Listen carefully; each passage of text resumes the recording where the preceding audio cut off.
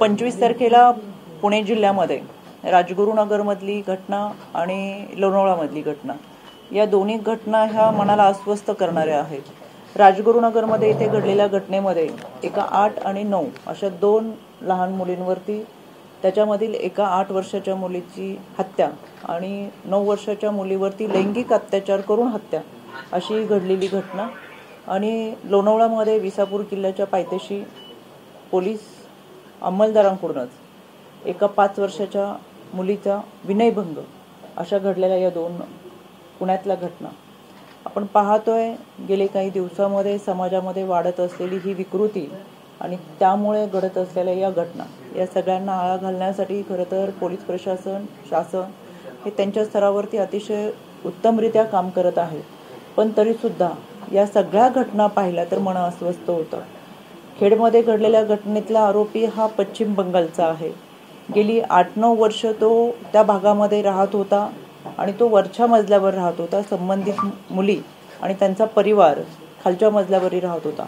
म्हणजे आरोपी हा त्या मुलींच्या ओळखीचा होता। त्या ओळखीचा गैरफायदा घेऊन या आरोपींनी या दोन्ही मुलीची हत्या केली। याच्यामध्ये SP पंकजी देशमुख आणि त्यांच्या सर्व टीमने चांगल्या पद्धतीने तपास कार्य करत आरोपीला, म्हणजे रात्री 9:03 6 मिनिटांनी गुन्हा दाखल झालेला आहे आणि 11:15 वाजता, म्हणजे मिसिंगचा गुन्हा हा 9:06 दाखल झाला। रात्री 11:15 वाजता या दोन्ही मुलींचा तपास लागला। पोलिसांनी तातडीने तपास कार्य सुरू केलं होतं।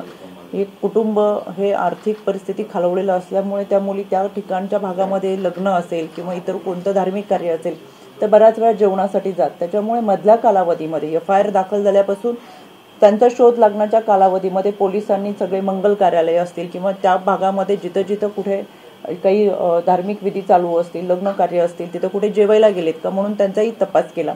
पण रात्री 11:15 वाजता त्यांना त्यांच्याच घरामध्ये पाण्याच्या बॅरलमध्ये या दोन्ही मुलींचं मृतदेह आढळून आले आणि 11:15 नंतर त्यांनी संबंधित आरोपीचा तपास करायला सुरुवात केल्यानंतर जर सगळे रेल्वे स्टेशन्स असतील किंवा पश्चिम बंगालकडे जाणारी वाहतूक व्यवस्था असेल, या सगळ्या माध्यमातून तातडीच्या सूचना दिल्या आणि पहाटे 4 वाजता, म्हणजे 4.5 तासामध्येच त्यांनी आरोपीला अटक केली।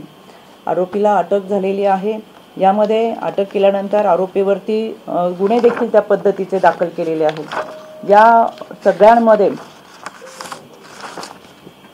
आरोपीवर गुन्हे दाखल झाले। त्याच्यामध्ये 703/24 भारतीय न्याय संहिता 2023 चे कलम 137(2), 103(1), 64(2), 65(96), 127(2) सह बालकांच्या लैंगिक अपराधापासून संरक्षण अधिनियम 2012 चे कलम 4, 6, 8, 10 यानुसार गुन्हा दाखल करण्यात आलेला आहे। यामध्ये आरोपीला अटक केलेली आहे। फास्ट ट्रॅक मध्ये हा खऱ्या अर्थानं मुलीला न्याय देण्यासाठीची प्रोसेस चालेल। यामध्ये तातडीने चार्जशीट दाखल केली जाईल। सर्व तपास हा होत असताना तपासासाठी संबंधित प्रत्यक्षदर्शिनी, अप्रत्यक्षदर्शिनी, CCTV कॅमेरेज असतील, या सगळ्यांच्या माध्यमातून सहकार्य मिळत आहे। त्याच्यामुळे फास्ट ट्रॅक कोर्टामध्ये ही प्रोसेस पूर्ण होईल लवकरात लवकर। राज्य महिला आयोगाच्या वतीनं देखील आरोपीला फाशीची शिक्षा झाली पाहिजे यासाठी देखील मागणी करतोय आणि फाशीची शिक्षा व्हावीच यासाठी देखील आम्ही पाठपुरावा करू। यामध्ये दुसरी घटना, तसंच संबंधित CWCच्या माध्यमातून आमचे जिमोबाचे अधिकारी देखील घटनास्थळी दाखल झालेले आहे। संबंधित कुटुंबाकडून कागदपत्रांची पूर्तता करून आर्थिक सहाय्य मनोधैर्य योजनेच्या माध्यमातून सुद्धा आणि मुख्यमंत्री सहाय्यता निधीच्या माध्यमातून सुद्धा कुटुंबाला आर्थिक सहाय्य हे तातडीने दिले जाईल। यामध्ये दुसरी जी घटना आहे ती लोणावळा परिसरामधली आहे। यामध्ये गेले 2 महिन्यापूर्वी SRPF मधून आलेला आरोपी सचिन, यामधील आरोपी याचं नाव आहे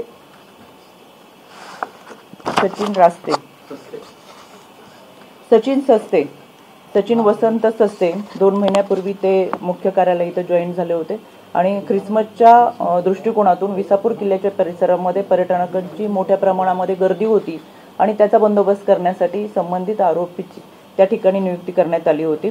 त्याच परिसरामध्ये असलेल्या खरं तर ह्या कुटुंबाचं, संबंधित कुटुंबाचं तिथं हॉटेल आहे आणि येणाऱ्या पर्यटकांसाठीची व्यवस्था आणि विसावा अशा पद्धतीचं नियोजन त्या कुटुंबाच्या माध्यमातून तिथं केलं गेलं। या कुटुंबामध्ये एक 5 वर्षाची मुलगी आहे, तिचा खरं तर विनयभंग या सचिन सस्तेनी केलेला आहे, त्याला कामावरून निलंबित केलेला आहे आणि अरेस्ट देखील केलेला आहे। या कुटुंबाला देखील आपण आर्थिक सहाय्य देतो। यामध्ये पोलिसांनी तातडीने कारवाई केलेली आहे। एकंदरीत या दोन्ही घटना पाहता आपल्याला खरं तर अजूनही समाजाची मानसिकता बदलण्यासाठी तर फार मोठा जाणीव जागृतीचा कार्यक्रम जरी आपण घेत असते तर प्रकर्षाने राहून एक गोष्ट मला जाणवती ती म्हणजे बोबदेव घाटामध्ये घडलेली घटना असेल, नावाशेवाची घटना असेल, नवी मुंबईची घटना असेल, या सगळ्या घटनेमध्ये एकंदर आरोपी पाहिले तर हे परराज्यातले आहेत। म्हणून या माध्यमातून राज्य महिला आयोगाच्या वतीनं आम्ही शासनाला शिफारस देखील केली होती, पण आता मी प्रकर्षाने ही मागणी करेल की आपल्या भागामध्ये आलेला नागरिक मग तो परराज्यातून असेल, बाहेरून आलेला असेल, त्याची माहिती तातडीने आपल्या जवळच्या संबंधित पोलीस विभागाला कळवा। यामध्ये सोसायटीमध्ये नवीन राहायला आलेली व्यक्ती असेल, ग्रामपंचायत पंचायत समितीच्या भागामध्ये असेल, प्रभागामध्ये असेल, वॉर्डमध्ये असेल, आपल्या परिसरामध्ये कोणत्याही भागामध्ये नवीन व्यक्ती बाहेरून राहायला आलीस तर त्याची माहिती ही पोलीस स्टेशनला असली पाहिजे।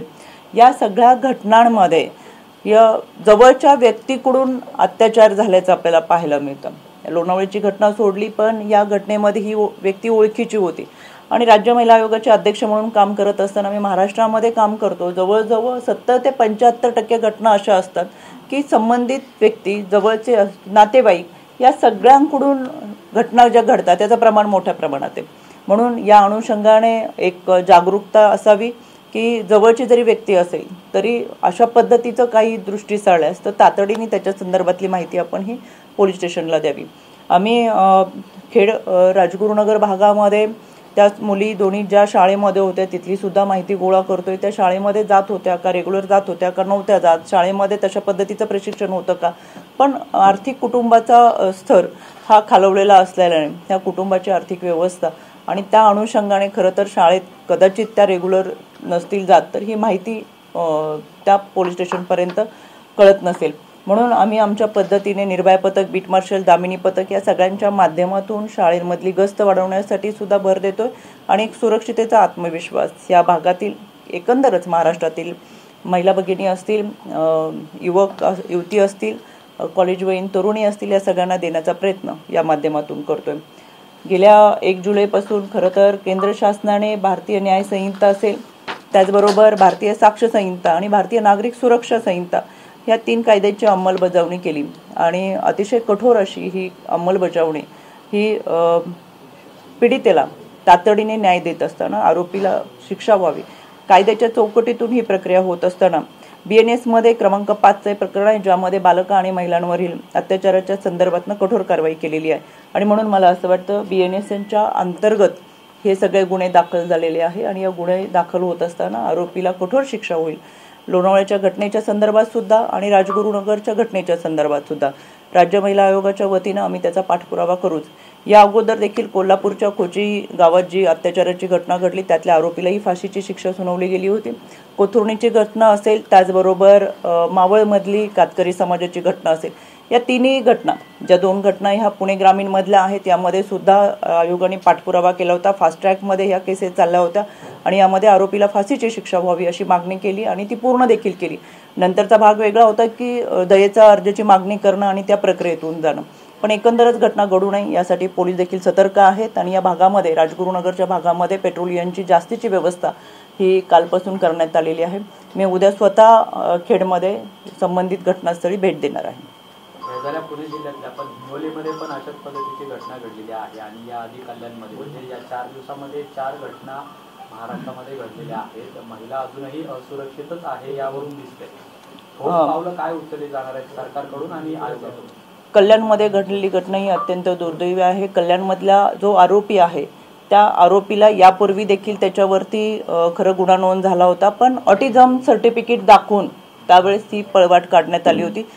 या निमित्तानं मी प्रामुख्याने संबंधित पोलीस अधिकाऱ्यांना सूचना करतोय की ऑटिझम ज्यांच्याकडे सर्टिफिकेट आहे त्यांची परत एकदा पडताळणी करावं आणि ऑटिझम सर्टिफिकेटवरती कोणालाही त्या पद्धतीने दिलासा दिला जाऊ नये, कारण की हे एक विकृती आहे, लैंगिक विकृती आहे ह्या माणसामध्ये आणि अशा पद्धतीने अत्याचार करून हत्या करणं कल्याणच्या घटनेसंदर्भात सुद्धा आम्ही कालच संबंधित विभागाला सूचना दिलेल्या आहेत. माझ्या आयोगाच्या वतीनं देखील फास्ट ट्रॅक प्रोसेसवरती ही केस चालेल आणि आरोपीला फाशीची शिक्षा व्हावी यासाठी आम्ही पाठपुरावा करू.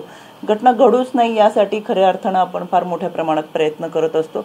पण वाढतं नागरीकरण जर पाहिलं तर या सगळ्या घटनांमध्ये मी वारंवार सांगते की जे काही आरोपी आहेत 10 घटनांमधले 8 आरोपी हे परराज्यांमधले आहेत.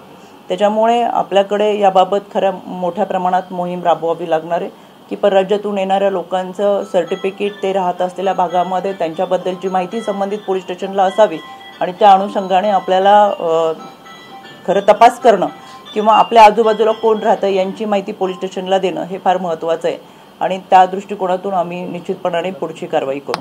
हिंगोलीच्या संदर्भात काय माहिती तुम्ही घेतलेली आहे का? हिंगोलीमध्ये पण अशी घटना झाली लोणीची घटनेची हिंगोलीच्या घटनेचं माझ्याकडे आता ह्याच्यामध्ये कोणती माहिती आलेली नाहीये, पण मी माहिती घेते. फास्टॅग कोर्टचं म्हणता तुम्ही, फास्टॅग याच्यात चालू, पण पुण्यातल्या आतापर्यंत साधारण 2 ते 2.5 केसेस अजूनही पॉस्कोच्या अंतर्गत असलेल्या पेंडिंग आहेत, ज्यांचा निकाल अजून लागला नाहीये. पॉस्कोची बिल्डिंग तयार व्हायला अजून 1 ते 1.5 वर्ष आहे, पण आता जे कोर्ट आहे तिथे पॉस्कोच्या केस लवकर चालवल्या जात नाही. त्यासाठी काही नियोजन आहे का? यामध्ये खरं तर अशा काही घटना असतात ज्या आपण तातडीने चालवतो, त्याच्यासाठी फास्ट ट्रॅक कोर्ट क्रिएट केलं जातं आणि ती केस त्याच्यामधून आपण पूर्णतेला घेऊन जाण्याचा खूप कमी कालावधीमध्ये प्रयत्न करत असतो. मी स्वतः संपूर्ण राज्यामध्ये दौरा करत असताना आत्ताच मी 5 दिवसाचा रत्नागिरी, सिंधुदुर्ग असेल, कोल्हापूर, सांगली असा दौरा केला आणि यामध्ये सगळ्या घटनांची माहिती घेतो. तातडी निकाल देण्याची प्रक्रिया आम्ही आमच्या माध्यमातून करत असतो.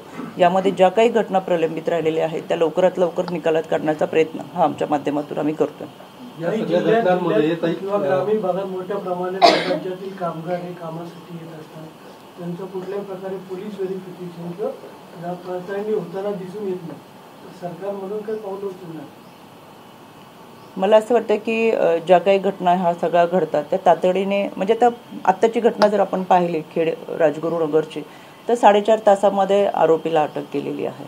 म्हणजे लवकरात लवकर आरोपीला अटक करणं, कायद्यानं गुन्हा नोंद करणं, कायद्याच्या चौकटीतून प्रक्रिया पूर्ण करणं आणि त्या माध्यमातून पीडितेला न्याय देण्याची भूमिका आपण आपल्या माध्यमातून घेत असतो.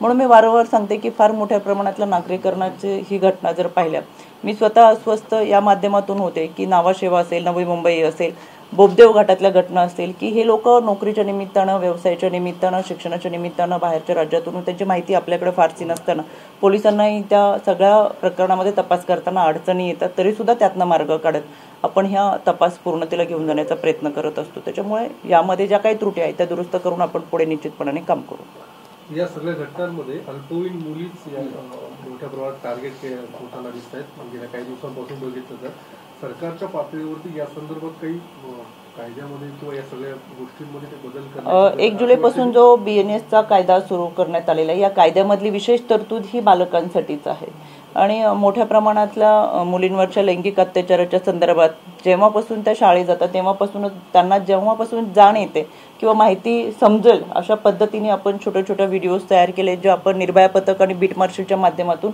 छोट्या मुलींना देखील दाखवण्याचा प्रयत्न करतोय. खरं तर आपला समज असा असतो की आपण 5वी नंतर किंवा 7वी नंतर मुलींना माहिती देण्याचा प्रयत्न करत असतो, पण त्या अगोदरच्या मुलींवरती वाढत्या लैंगिक अत्याचाराचं प्रमाण पाहता पालक आणि शिक्षकांच्या माध्यमातून, जसं सखी सावित्री कमिटी केलेल्या आहेत, त्या कमिटींच्या माध्यमातून असेल किंवा शिक्षक पालक संघटना असेल, यांच्या माध्यमातून आता मुलींना शाळेत जात असतानाच ह्या सगळ्या गोष्टी सांगायला सुरुवात करावी लागणार आहे. आपण फार लहान मुली आहेत आणि त्यांना हे समजणार नाही असं करून आपण 5वी पासूनच्या मुलींना हे सगळं सायबरच्या माध्यमातून माहिती देण्याचा प्रयत्न केला होता किंवा माहिती त्यांच्यापर्यंत पोहोचावी म्हणून त्या पद्धतीचं नियमावली बनवली होती. पण त्याच्याही पेक्षा लहान मुलींवरती जे अत्याचार होता तेव्हा आता घरापासून आणि शाळेत गेल्यापासून त्यांना ही माहिती देण्यासाठी आपण निश्चितपणाने त्या पद्धतीचा उपक्रम राबवूया, जेणेकरून लहान मुलींना सुद्धा या सगळ्या गोष्टी समजल्या पाहिजेत. तुमच्या माध्यमातून मला आवर्जून महाराष्ट्रातल्या महिला आणि मुलींना सांगायचंय, 112 हा टोल फ्री क्रमांक हा मुलींसाठी, महिलांसाठी आहे. तातडीने, तसं तर 1098, 1091 हे टोल फ्री क्रमांक आहेत, पण हे लक्षात येत नाहीत. पण 112 हा क्रमांक आहे की आपल्या आजूबाजूला कोणती अशा पद्धतीची घटना घडली किंवा महिलांना, मुलींना, म्हणजे शाळेत जाणाऱ्या, कॉलेजला जाणाऱ्या मुलींना कुठेही असुरक्षित वाटलं तर तातडीने 112 या क्रमांकावर डायल केल्यास, सिटी भागामध्ये असेल किंवा ग्रामीण भागामध्ये असेल, 7 ते 8 मिनिटापर्यंत ही पोलीस यंत्रणा त्यांच्यापर्यंत पोहोचते. त्यांचं लोकेशन डिटेक्ट करून त्यांना खऱ्या अर्थानं त्यांना काय सुरक्षता हवी, काय मदत हवी ही माहिती विचारली जाते. आणि म्हणून मला तुमच्या माध्यमातून आवर्जून विनंती करायची की 112 हा क्रमांक आपल्या माध्यमातून महाराष्ट्रातल्या महिला भगिनींपर्यंत आणि विद्यार्थिनींपर्यंत पोहोचावा, जेणेकरून कधीही त्यांना त्या गरज लागली किंवा कुठेही असुरक्षित वाटत असेल तर एक त्यासाठीची मदत म्हणून त्यांना या नंबरचा फायदा होऊ शकतो. तुम्ही सगळ्या योजना सांगताय केंद्र सरकारपासून राज्य सरकार प्लस राज्य महिला आयोगाच्या अध्यक्षा, पण या पदावर बसताना राज्य सरकारचं गृह खातं आणि राज्य महिला कुठेतरी कमी पडतं असं तुम्हाला जाणवतं का?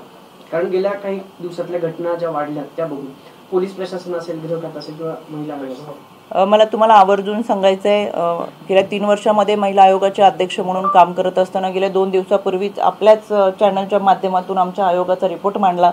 त्याबद्दल सुरुवातीला मी तुम्हाला धन्यवाद देईल. लोकमत आणि TV9नी जो रिपोर्ट दिला त्याच्यामध्ये की गेल्या 2021-22, 22-23 आणि 23-24 असा तो अहवाल आहे की त्या 21-22 आणि 22-23 मध्ये ज्या घटना घडत होत्या मग त्या DVच्या घटना होत्या, त्याच्यापेक्षा आमचे काउन्सिलिंग सेंटर वाढल्यामुळे आता घटनांचं प्रमाण कमी झालेलं आहे. आणि ज्या अत्याचाराच्या घटना होत्या याच्या संदर्भात अवेअरनेस प्रोग्राम आम्ही वाढवल्यामुळे आता घटनांमध्ये सुद्धा की तातडीने जाणीव होती म्हणून त्या देखील घटना आता कमी होतात. हा आपल्याकडूनच आलेला अहवाल आम्हाला परवा मिळाला. आणि म्हणून मला एक समाधान वाटतंय की मी स्वतः केवळ मुंबईच्या बांद्राच्या ऑफिसमध्ये बसून काय महाराष्ट्रामध्ये चाललंय हे पाहत नाही, तर आम्ही स्वतः जिल्ह्याच्या ठिकाणी जाऊन जनसुनावणीच्या माध्यमातून, जनता दरबाराच्या माध्यमातून महिलांचे प्रश्न सोडवण्यासाठी प्रयत्न करतोय. आणि या माध्यमातून एक समाधानाची गोष्ट म्हणजे एका व्यासपीठावरती त्या जिल्ह्याचे जिल्हाधिकारी असतील, पोलीस अधीक्षक असतील, CO असतील, विधी सेवा प्राधिकरणाला आम्ही बरोबर घेऊन जातो. यापूर्वी कधी विधी सेवा प्राधिकरण हे अशा व्यासपीठावरती येऊन प्रश्न सोडवत नव्हतं, पण न्यायालयीन प्रक्रिया असलेलं विधी सेवा प्राधिकरण सुद्धा आता त्या ठिकाणी पॅनलच्या माध्यमातून येतात. 6-7 पॅनल एका जिल्ह्यासाठी आम्ही करून जागच्या जागी न्याय देण्याचा प्रयत्न करतोय. आणि म्हणून जिल्ह्याच्या तालुक्याच्या ठिकाणी जाऊन हे प्रश्न सोडवण्याचा प्रयत्न आमच्या माध्यमातून आहे.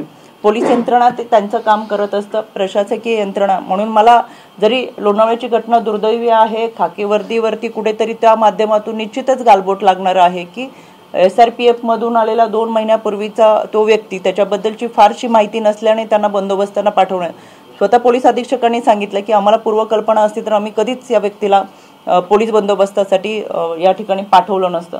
पण अशा पद्धतीची काही लोक आहेत ज्यांच्यामुळे या वर्दीवरती टपका लागतो.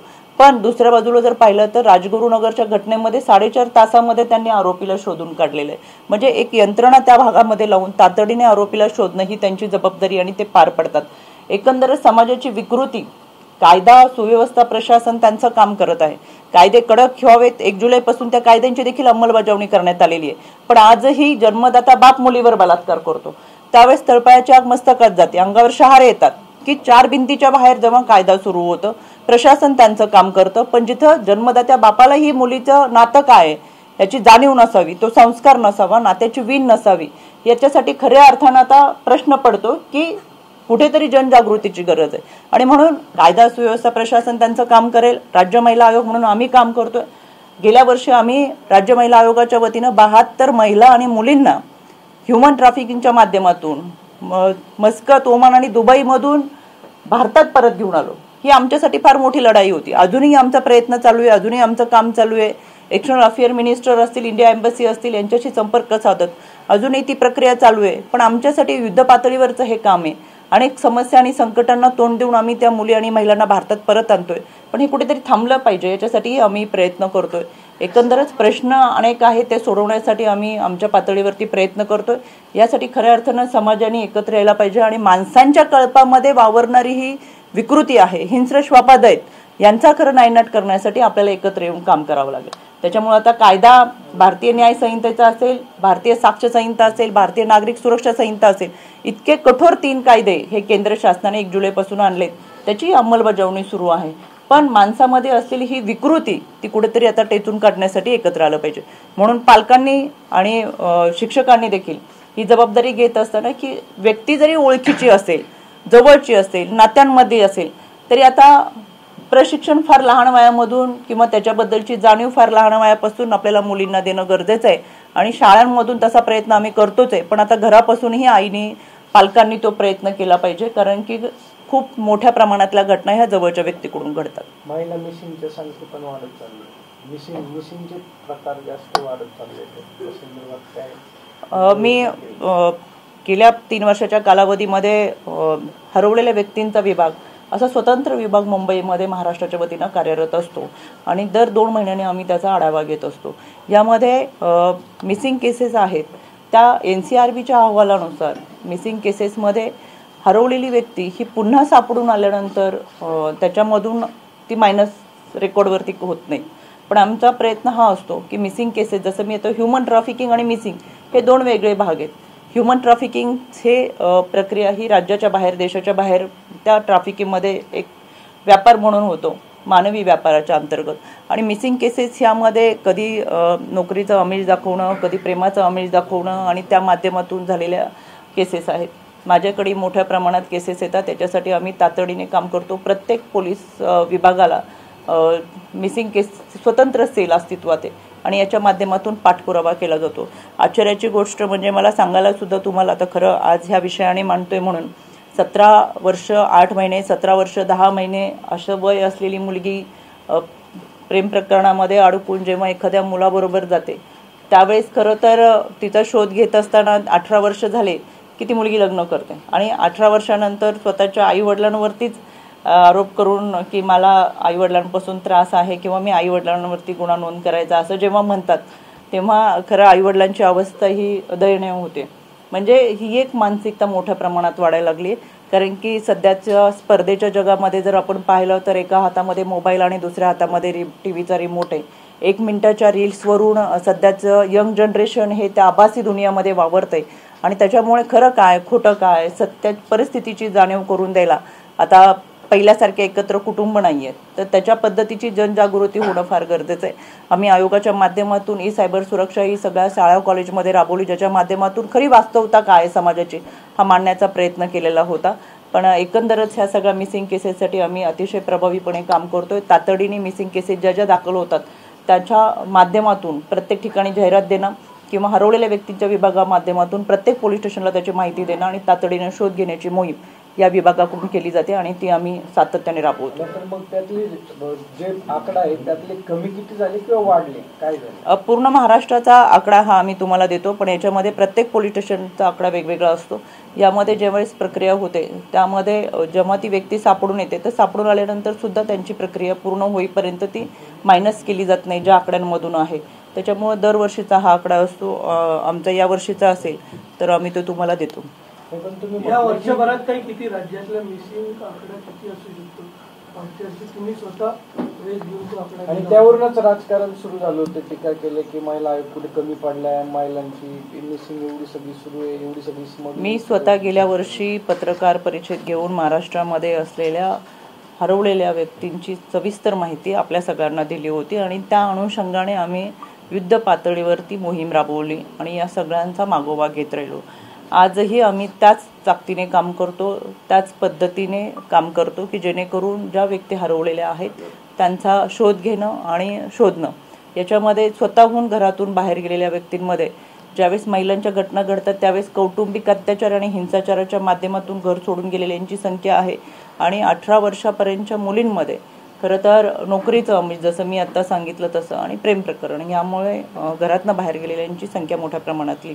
पण यामध्ये स्थानिक पातळीवरची पोलीस यंत्रणा त्या पद्धतीने काम करतात आणि बऱ्याच वेळा घरी आल्यानंतर मिसिंग केस दिली पण ती काही दिवसांनी ती व्यक्ती घरी आल्यानंतर संबंधित व्यक्ती ही घरी आली आहे याबद्दलची माहिती ह्या कळवल्या जात नाही. तरी स्वतः आमचा स्वतंत्र सेल आहे जो त्याचा सातत्याने पाठपुरावा करत असतो आणि त्या अनुषंगाने आम्ही त्या केसेसची नोंद करत असतो. त्याच्यामुळे हॉटस्पॉट कुठे जास्त आहे, म्हणजे सिटी का ग्रामीणचं जास्त आहे? यामध्ये जे भाग म्हणजे कोल्हापूर असेल, सोलापूर असेल, इकडे पालघर असेल, जो भाग हा बॉर्डरवरती आहे आपण वेगवेगळ्या राज्यांच्या तिथं मिसिंग केसेस जरा मोठ्या प्रमाणात दिसून येतात.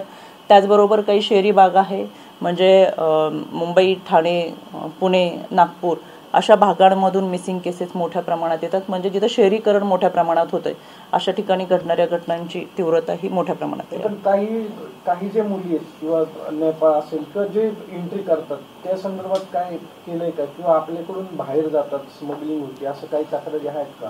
आम्ही तेच ह्युमन ट्रॅफिकिंगच्या संदर्भात फार मोठ्या प्रमाणातलं काम करतोय. अशी कोणतीही तक्रार आली तर मिसिंग केसेसच्या संदर्भातल्या तक्रारी असतात तर त्याच्यामधली ह्युमन ट्रॅफिकिंगच्या कोणत्या केसेस आहेत.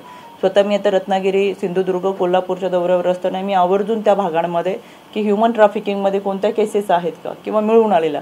तर मला रत्नागिरी, सिंधुदुर्गपेक्षा कोल्हापूरमधल्या मिसिंग केसेस मोठ्या प्रमाणात, कारण तिथून पुढे शेजारच्या राज्यांमध्ये जाणाऱ्यांची संख्या मोठ्या प्रमाणात असते आणि म्हणून जे काही जिल्हे हे बॉर्डरवरती आहेत तिथं ही संख्या मोठ्या प्रमाणात दिसून येते.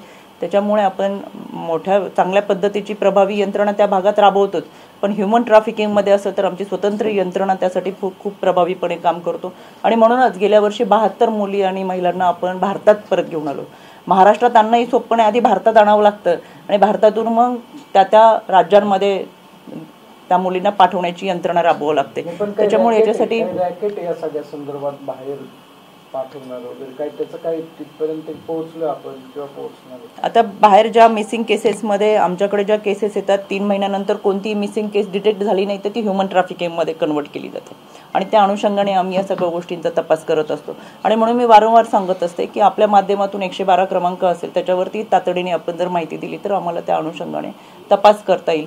या सगळ्यांमध्ये राज्य महिला आयोगाच्या वतीनं 2 महिन्यातून आम्ही या सगळ्या गोष्टींचा संपूर्ण राज्याचा आढावा घेत असतो. तो आढावा घेतल्यानंतर संबंधित विभागाला तातडीने सूचना देत असतो. जिथं शक्य आहे तिथं मी स्वतः जाऊन याची माहिती घेत असते.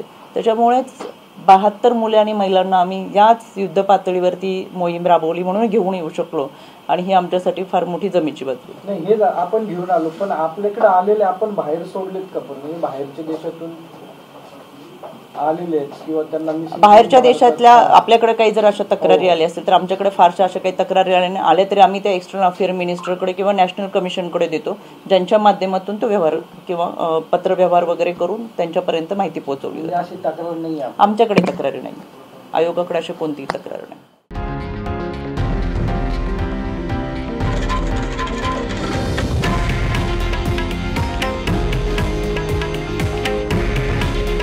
हे आहे देशातील नंबर 1 न्यूज नेटवर्क आणि आपण पाहत आहात TV9 मराठी. काळजी तुमची, हित महाराष्ट्राचं.